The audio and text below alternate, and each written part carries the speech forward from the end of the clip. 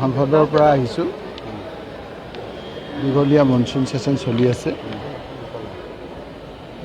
কেইবাবাৰো বানপানীৰ বিষয়ে বিভিন্ন ডিভাইজত কথাখিনি জানিবৰ কাৰণে চেষ্টা কৰিলোঁ, কিন্তু আপোনালোকে দেখিছে যে সংসদত এটা অচলাৱস্থা হৈছে। আৰু যেতিয়া আমি বিভিন্ন ডিভাইচ, আমাৰ ইয়াত বহুতে ভাবে যে লোকসভাত উঠি কথা ক'ব পাৰে। নিয়ম অনুযায়ী এডজৰ্ণমেণ্ট মোচনকো মই এই বানপানীৰ বিষয়ে সুধিবৰ কাৰণে কেইবাবাৰো যত্ন কৰিছোঁ। এইটো আমাৰ ফটো সৈতে যিটো পদ্ধতিৰে দিব লাগে তাত দিছিলোঁ। 377 এটা প্ৰভিজন আছে, তাতো কেইবাবাৰো দিছোঁ। 0 আৱাৰত প্ৰতিদিন বানপানীৰ বিষয়ে উঠাবলৈ চেষ্টা কৰিছোঁ। কুৱেশ্যন দিয়াৰ পাছত অকল এইটোৱেই নহয়, যিটো আজি আপোনাৰ উঠিছে সেইটোৰ ওপৰো মই কেইবাটাও দেখাম। প্ৰত্যেক দিন আমাৰ অসমৰ বিভিন্ন সমস্যাৰ বিষয়ে আমি প্ৰশ্ন উত্থাপন কৰিছোঁ। আৰু এই বানপানী লৈ যিটো প্ৰশ্নৰ উত্তৰ দিলে সেই কথাটো আমি অতি মৰ্মাহত হৈছোঁ। আৰু এনেও দেখিবলৈ পাইছোঁ যে তেওঁলোকে অসমৰ প্ৰতি কোনো আন্তৰিকতা নাই। মই সংসদ চলি থকা অৱস্থাতেই যোৱা শুক্ৰবাৰে শনি দেও ইয়াত আছিলোঁ। গোলাঘাটৰ নুমলীগড়ত, যোৰহাটৰ তিয়কত, শিৱসাগৰৰ প্ৰতিটো সমষ্টিত প্ৰায় চৰাইদেউলৈ গৈ যিখিনি কথা দেখিলোঁ, বানপানী আমি বহুত ঠাইত দেখিছোঁ। এই ধৰণৰ বানপানী যোনে যোৱা নাই, যোনে দেখা নাই, সেইটো কেতিয়াও ভাবিব নোৱাৰে। মই এটা পৰিয়ালত ৰখিলোঁ, যেতিয়া দেখিলোঁ যে সৰ্বোচ্চ নাইকিয়া হৈ গৈছে। মানুহৰ দুখীয়া নহয়, গাড়ী ঘোঁৰা থকা মধ্যমপন্থী মানুহ। তেওঁৰ ছোৱালীজনীৰ সৈতে বোকা লাগি থকা যেতিয়া মই পিতৃক দেখি নামিলোঁ, তেওঁলোকক আমাৰ লগত থকা লোকে সুধিছিল, আপোনালোকতো মই 8টা বজাত ৰাতি ফোন কৰিছিলোঁ, গধূলি 8টা বজাত ফোন কৰিছিল যে আমাৰ ফালে পানী হৈছে, আপোনালোকৰ ফালে হৈছে নেকি? তেওঁলোকে কৈছে যে আমাৰ ফালে 8টাত হোৱা নাই। কিন্তু 9:30 বজাত ঘৰখনৰ সকলো বস্তু উটাই লৈ যোৱাৰ লগতে ঘৰৰ গাড়ী এখন আছিল, সেই গাড়ীখনো গৈ একেবাৰে পিছফালে পেলাই দিলে। কি আপোনাৰ প্ৰবল সোঁত!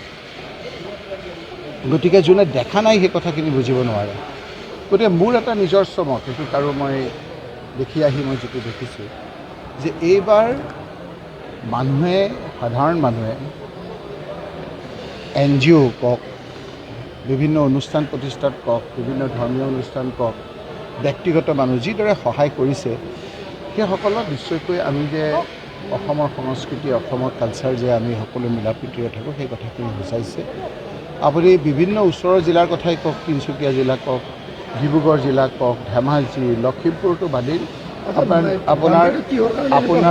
আপোনাৰ গোটেই কথাখিনি ক'ম মই। আপোনাৰ যিখিনি লাগে আপোনালোকে উঠাব, যিখিনি নালাগে আপোনালোকে কাটি দিব। নামনিৰ জিলাৰ পৰাও বহুতো আপোনাৰ ৰিলিফ গৈছে। মোৰ চকুত যে ৰিলিফ খোৱা বোৱা কিছুটো পাইছে, পাব, কিন্তু ভালকৈ চৰকাৰে এছেছমেণ্টটো কৰি কিমান ঘৰ মানুহ ইয়াৰ দ্বাৰা আক্ৰান্ত হৈছে, কিমান ঘৰ মানুহৰ অনিষ্ট হৈছে, কিমানৰ ল'ৰা ছোৱালী এতিয়া আপোনাৰ অৱস্থা বেয়া হৈ গৈছে, কিতাপ কানি নাইকিয়া হৈ গৈছে, কিমানৰ আপোনাৰ একেবাৰে একোটো বস্তু বাচা নাই, সেই এছেছমেণ্টটো আপোনাৰ ভালকৈ কৰিব লাগে। আৰু সেই এছেছমেণ্টটো নকৰাকৈ যদি আমি থৈ দিওঁ, তেতিয়াহ'লে কিন্তু এই মানুহখিনি আপোনাৰ বহুত বিপদ আহিব। গতিকে এই বানপানী আপোনাৰ যোৱাৰ পাছতো আপোনাৰ বেমাৰ আজাৰৰ পৰা আদি কৰি বহু আপোনাৰ বিপদে আগুৰি ধৰিব।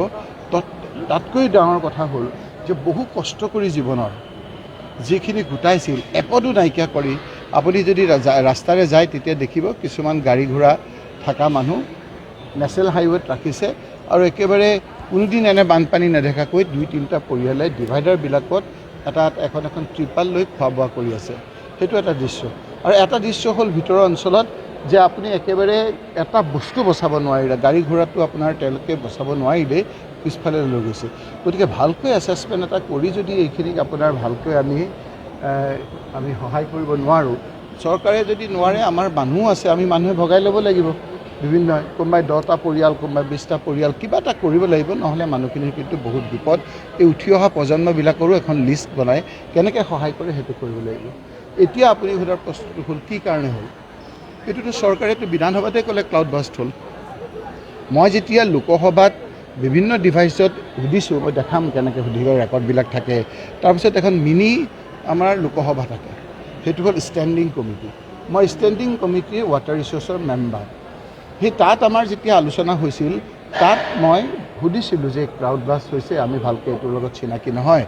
তেতিয়া তাত কান্তা ৰাও বুলি যিজন ছেক্ৰেটেৰী, অৰ্চনা বৰ্মা আছে যিজন এডিশ্যনেল ছেক্ৰেটেৰী, তেওঁ লোকসকলক আমি কৈছিলোঁ যে এইটো এটা ৰাষ্ট্ৰীয় সমস্যা সমাধান ডিক্লেয়াৰ কৰিব পাৰে নেকি, অকণমান আমাক এডভাইচটো দিয়ক, যিহেতু এইটো মিনি আমাৰ লোকসভা। তাত আমি লোকসভাৰ অধ্যক্ষক গোটেইটো ৰিপৰ্ট নিদিয়ালৈকে আমি গোটেইখিনি কথা ক'ব নোৱাৰোঁ, কিন্তু এইখিনিলৈকে ক'ব পাৰোঁ কাৰণে মই সুধি আহি এইখিনি কথা কৈছোঁ যে এইখিনি কথা নিশ্চয়কৈ লিখিতভাৱে এইটো উত্তৰ পাম। কিন্তু আপুনি যদি তাত যায়, শিৱসাগৰলৈ যদি যায়, তেতিয়া দেখিব যে কিছুমান মানুহে মুখ খুলি কথা কৈছে, কিছুমানে নকয়। এইটো কোনো আপোনাৰ ক্লাউড বাষ্ট নহয় বুলিতো মুখ্যমন্ত্ৰীয়েও বিধানসভাত কথাটো কোৱাৰ পিছতো ওলোটাই দিলে। এইটোতো মানুহৰ সৃষ্টি, এই বানপানীটো মানুহৰ সৃষ্টি, তাত সকলোৱে কৈছে। বিহুবৰ বুলি এটুকুৰ ঠাই আছে, ইয়াৰ পৰা আপোনালোকক ঠাই বুলিয়েই ক'ব লাগিব। তাৰ অবৈধ যিদৰে অবৈধ খনন তাত যিদৰে ডাঙৰ ডাঙৰ আপোনাৰ গাঁত হৈছে। ওচৰৰ নাগালেণ্ড পাহাৰবিলাক ওপৰত দেখিছে, তলৰবিলাক খাদী। ৰেড হোল মাইনিঙত যিবিলাক ডাঙৰ ডাঙৰ গাঁত হৈছে, সেইবিলাকত পানীবিলাক সোমাই আছিলে। যেতিয়া বৰষুণৰ পানী আহিল, সেইবিলাকৰ লগত আপোনাৰ আহি মানুহক এই বিৰংশী আপোনাৰ অৱস্থাটো কৰিলে। এই কথাখিনি সকলোৱে জানে, আনকি যিসকলে এই অবৈধ কাৰ্যৰ লগত জড়িত তেওঁলোকৰো এইটোত লষ্ট হৈছিল, কাৰণ তেওঁলোকে এই ছিজনটো আহিছে বুলি গোটাই থৈছিল, চব পানী উটাই লৈ গুচি গ'ল। গতিকে এইটো এটা চিন্তা কৰিবলগীয়া কথা। সেই অঞ্চলততো আগে পিছে এইখিনিত বানপানী নহয়, এতিয়া কি বছৰে বছৰে বানপানী আহিব নেকি সেইখিনিত? এইটো আমিতো সৃষ্টি কৰি ল'লোঁ। এতিয়াতো আমাৰ যিখিনি পাহাৰ একেবাৰে অবৈধভাৱে খনন কৰি আপোনাৰ গোটেইটো এটা গাঁত কৰি দিলে, সেইটো পুৰাব কোনে? পুৰাব লাগিব কোনোবাই। এইটো ডাঙৰ কথা হৈছে।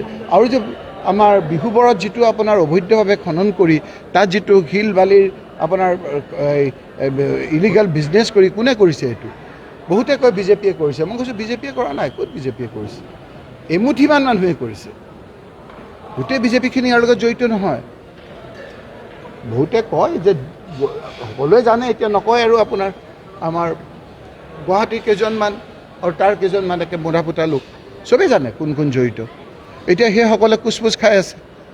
তথাপি কেন্দ্ৰীয় চৰকাৰৰ এইটো যিটো মাহিয়াৰী চকু, এতিয়াতো ইলেকশ্যনৰ সময়ত হোম মিনিষ্টাৰ প্ৰধানমন্ত্ৰী আহিছিল, মইতো তাৰ পৰাও আমাৰ এপিল কৰিলোঁ, দিল্লীতো এপিল কৰিছোঁ যে আপোনালোকে আহক, মুখ্যমন্ত্ৰী ডাঙৰীয়া অকণমান প্ৰধানমন্ত্ৰী ডাঙৰীয়াক আনক, আপুনিতো শক্তিশালী মানুহ এজন, গৃহমন্ত্ৰীক আনক, আনি পেলাই অকণমান উত্থাপন কৰাৰ পিছত সঁহাৰি পোৱা নাছিল নেকি?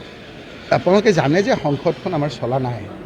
আমাৰ যিটো এই কক্ৰজ জনতা পাৰ্টীৰ ল'ৰাখিনিক যেনেকৈ মাৰিলে, আমাৰ প্ৰায় কুৱেশ্যন আৱাৰটোৱে চলা নাই। তাৰ মাজতো ডিভাইচ উলিয়াই আমি এইখিনি কথা সুধিছোঁ। গতিকে আমিতো বিভিন্ন প্ৰকাৰে মোৰ মঙলবাৰে আকৌ মই দি থৈছোঁ, মঙলবাৰে আকৌ এটা সুযোগ পাম যদি চলে।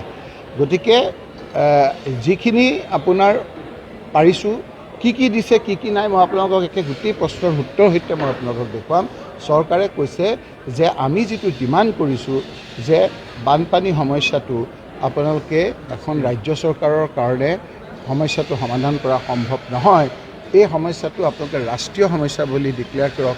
কেন্দ্ৰীয় দৃষ্টিভংগীৰে কথাবিলাক চাওক, আৰু কেন্দ্ৰীয় দৃষ্টিভংগীৰে চোৱাৰ পাছত আমি কি লাভ হ'ব বুলি সুধিব মুখ্যমন্ত্ৰী ডাঙৰীয়াই, তেতিয়া বুজাই দিম যে কনভাৰ্জেঞ্চ কৰি সকলো ডিপাৰ্টমেণ্টে একেলগে আহি আমি সকলো বেমাৰ যদি একেলগে ভাল কৰিব পাৰোঁ, তেতিয়া বছৰে যিটো খৰচ সেইটো কমি যাব। কেন্দ্ৰীয় চৰকাৰো লাভ হ'ব, ৰাজ্য চৰকাৰো লাভ হ'ব। অন্য উপায় আমি দেখা নাই যে কেন্দ্ৰীয় যদি কম্প্ৰিহেনচিভ গোটেই ডিপাৰ্টমেণ্টকেইটাক লৈ আপোনালোকে যদি এটা আপোনাৰ অকল সেই বানপানীৰ কথা কোৱা নাই, গোটেই বানপানীৰ কথা কৈছোঁ, গৰাখহনীয়াৰ কথা কৈছোঁ, কিন্তু সেইখিনি কিন্তু মানুহৰ সৃষ্টি। যদি আপোনাৰ ক্লাউড বাষ্ট হৈছে তেতিয়াতো আপোনাৰ বেলেগ কথা আছিল, প্ৰাকৃতিক দুৰ্যোগ। কিন্তু এইটোতো প্ৰাকৃতিক নহয়, মানুহৰ সৃষ্টি দুৰ্যোগ। মানুহে সৃষ্টি কৰিছে। কোনে সৃষ্টি কৰিছে চব আপোনালোকে জানে কোনে কৰিছে।